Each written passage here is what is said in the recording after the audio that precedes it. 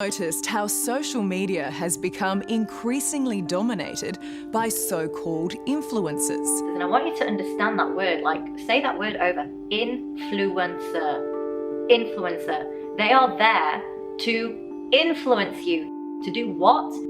Now, there are many benefits to following these extremely popular figures. You get free advice, product recommendations, and also get to feel part of a community, all striving towards a similar goal. And in return for the value which you're provided, these influencers are rewarded lavishly, without the single need for a qualification. You have people given advice, which is not at all backed by science, and this has got people asking questions. Are you a marketing machine with a dangerous message? Oh God, no. That's the most ridiculous thing I've ever heard. Maybe that's a bit of a stretch, but it has to be said, putting these people on a pedestal so quickly in an industry with absolutely no regulations can be dangerous. With great power comes great responsibility. And a lot of these people are just not ready or prepared for such a thing, and the consequences are devastating. I'm so sorry. If you really knew the truth, you wouldn't want to follow these people. I was dying in front of their eyes. There is a very scary, cultish side. It's because it's your body's nature to be fat, and that's the reason. Eating cotton balls to lose weight. That's right. We're seeing an increase in suicide rates. We're seeing an increase in this generation. We're seeing an increase in accidental deaths due to drug overdoses. We're seeing more and more kids drop out of school or take leaves of absence due to depression. Unheard of. These are all, this is really bad.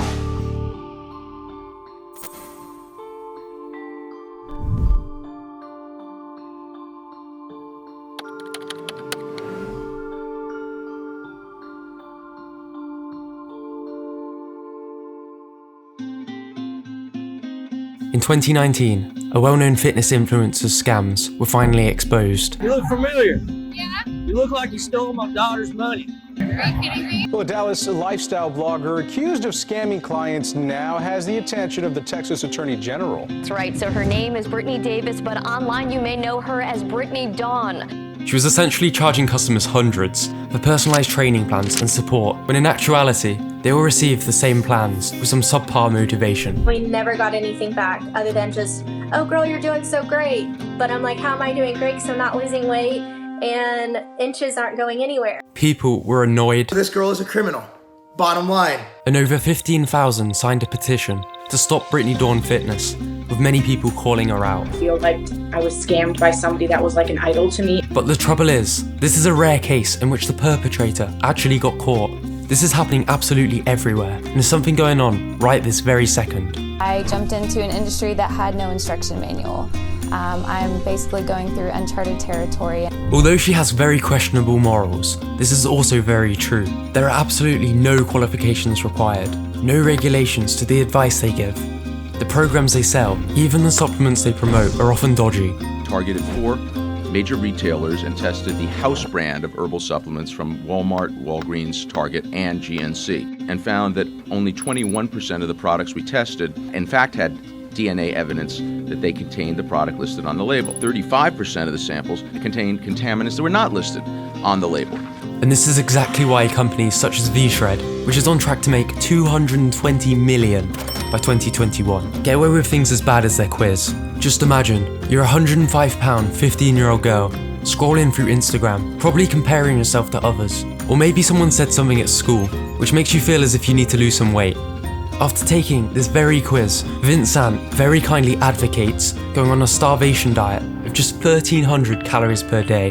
That's the equivalent to 12 bananas, this bag of mixed nuts, or just 5 slices of pizza. This number of calories is not sustainable long term, not to mention, it's potentially dangerous for someone so young. I myself, at 14, was really into running and took a similar quiz, and eventually developed orthorexia, trying to stick to an 1,800 calorie diet, and ultimately got ill a lot as a result. Hundreds of people are taking similar quizzes and being told things like this right as we speak. The point is, the majority of these people are not qualified to promote the stuff that they do. The only requirement for them is to look good, regardless of how they got there. Whether that be Photoshop, genetics, plastic surgery, or steroids, steroids, which believe it or not is a lot more common than you may suspect. A 2017 US CDC report estimated that around 1 in every 42 teenage girls had taken steroids at some point in their lives. And yet you still have all these people following their extremely ridiculous diets. Whether that's the grapefruit diet, in which you consume less than 1,000 calories, with most coming from grapefruit, the cotton wool diet, in which people dunk cotton balls in orange juice and then eat them to fill their stomach up, or these extremely rigid, low-calorie influencer diets, which I personally tried myself. People are still following these ridiculous diets. Why is that? Did you know that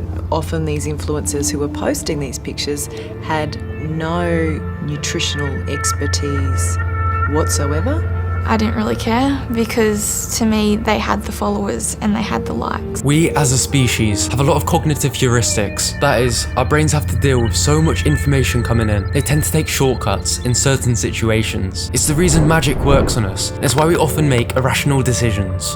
An example of this is the present bias, which is the tendency for people to settle for instant gratification as opposed to a larger future reward. This is why these fad diets and clickbait videos are so much easier to promote than the more successful long-term approaches. There's also the social proof phenomenon, where we are more likely to copy the actions of others, and is why people make the subconscious assumption that a large social media following qualifies these people. And then you have the beauty premium phenomenon, where people automatically assume that more attractive people are smarter, more successful, and more trustworthy. When you put all of these things together, it really is no surprise why millions of people are following these untrained, unqualified, and often irresponsible people.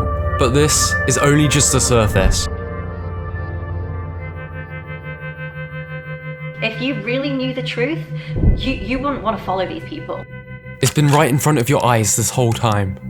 While these influencers are battling each other for followers and likes, you may have an eerie feeling that something just isn't quite right.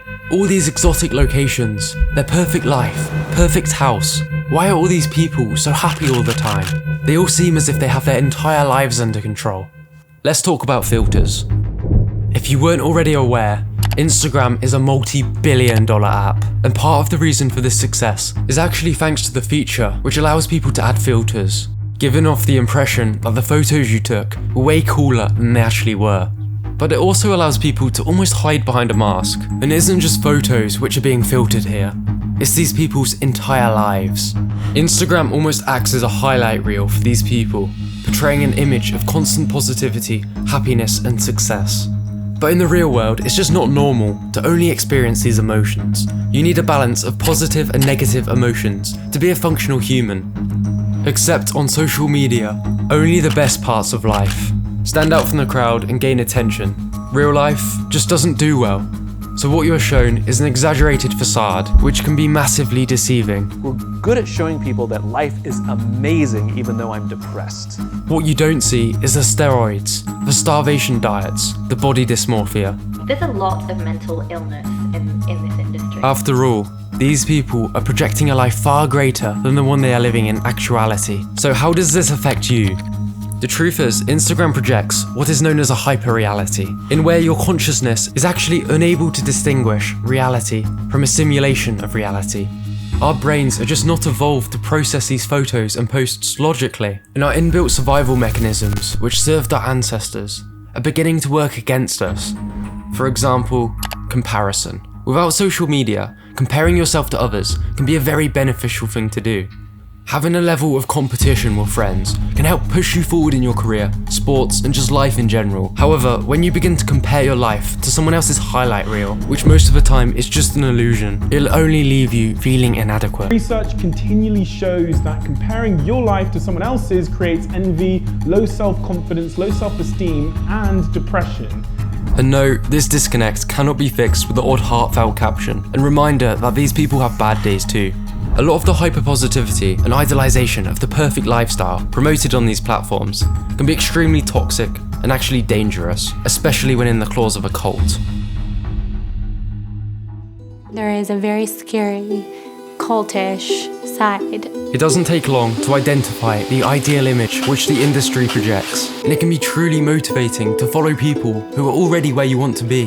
But when this ideal physique is so difficult to reach, you're susceptible to certain problems. And unfortunately, what's considered ideal is only getting more and more extreme, often requiring the use of steroids, Photoshop, or plastic surgery to stand out. But even when you feel like you're doing everything right, the natural, healthy way, if you're not careful, you too will encounter certain problems. Do you think that you can succeed as a top model without an eating disorder?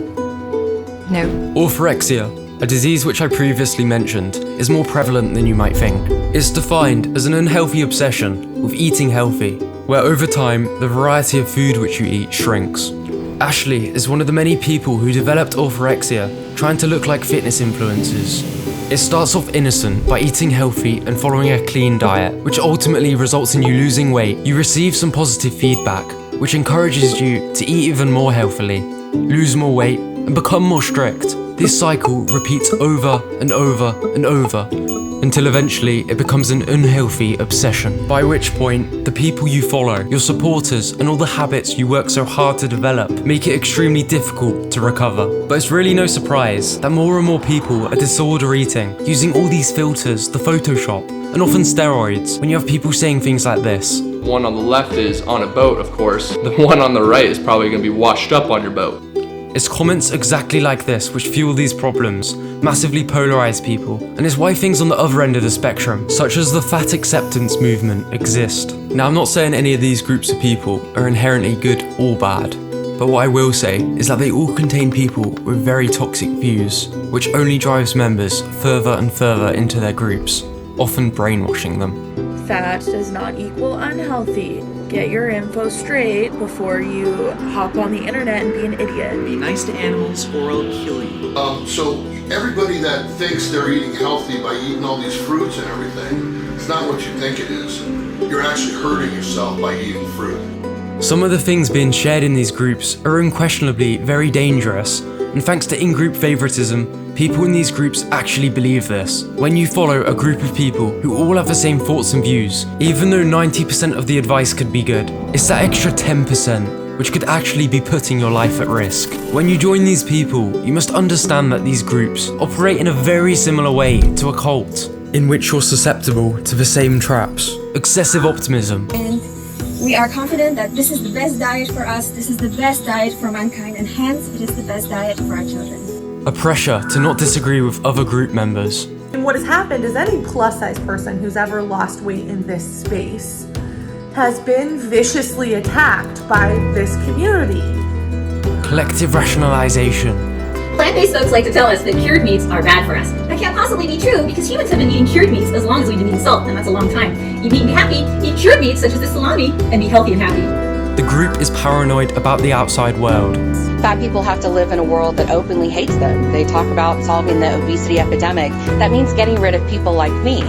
The pressure to suppress doubt. Participating in a diet that says you must lose weight to be more worthy is not body positive. Being forced to lose weight for medical reasons is not body positive. I am asking you to think critically about how your participation in diet culture may be harmful to other people. You need to take a step back and recognize that almost everything in the industry is unregulated. Recognize that social media projects a massive facade which our brains do not correctly perceive. And recognize that if you're not careful, you too are susceptible to falling into these traps. To avoid encountering a lot of these problems yourself, I strongly encourage you to maintain a state of balance when it comes to health and fitness. Only follow science-based advice, and as I mentioned in my previous video, this does not need to cost a fortune. But most importantly, only compare yourself with yourself, because at the end of the day, everyone's lives and genetics are different. And to any influencers out there, if you're not going to listen to me, listen to this guy, for your own sake, as well as for the people that follow you.